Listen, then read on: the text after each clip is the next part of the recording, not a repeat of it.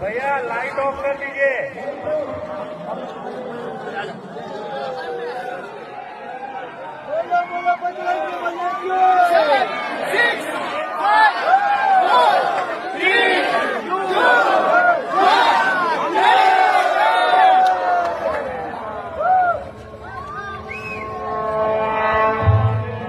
సర్వ మానవాళికి రక్షకుడు, మనకు కొండంత అండగా నిలిచేవాడు, మనసులో తలచిన వెంటనే గుండెల నిండా ధైర్యాన్ని నింపగలిగే మహాయోధుడు, అభయహస్తంతో ఎల్లవేళలా మనల్ని కాపాడే ఆ పవనపుత్రుడి ఇప్పుడు మనసారా స్తుతించుకుంటూ శ్రీ పంచముఖ ఆంజనేయ స్వామిగా అవతారమెత్తిన కథ దృశ్య రూపంలో తిలకిద్దాం రండి.